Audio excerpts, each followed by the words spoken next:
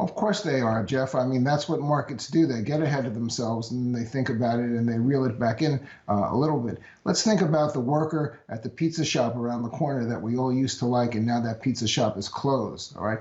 $2,000 stimulus checks in everybody's pocket, were they to happen tomorrow, still wouldn't get that pizza shop open again because the COVID pandemic and the social safety measures, that's public health measures to keep us all as safe as we can be, won't allow that to happen. So pumping money to support incomes is good, and it's going to keep people eating, and it's something that we have to do at least for a while, but we're not going to get people back to work and have companies supporting their incomes with real economic activity for some time to come. And by the way, if everybody got their shot and we were all clear to go out tomorrow to buy pizza, that pizza shop around the corner from me would still be broke, and it would need some support from the government or from somebody to go back into business again. Personally, I'd recapitalize it in a minute. He had really good pizza, but not every pizza shop or not every retail store has the advantage of having a potential benefactor out there. We need public policy to take broken companies and repair them, because it's cheaper to repair the broken companies and let them support the workers than to do it all by public income assistance.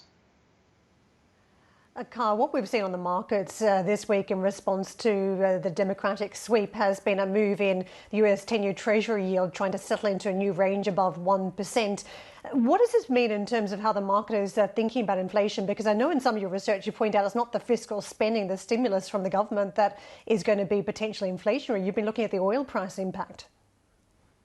Right, Karen, and the oil price impact is something we have on our radar here at High Frequency Economics long before we get enough of a reduction in slack to start putting pressure on prices. All right, we're going to see a bump up in oil prices in March, April, and May, and that will then continue to some extent through the rest of the year. It's going to push our inflation metrics through the roof, all right, up by as much as 2 percentage points in April. And this is simply not because oil prices are so high today, but because they were so low a year ago. And the year-over-year change in oil prices is what affects the year-over-year change in CPI that you and I and everybody in the market refers to offhandedly as inflation.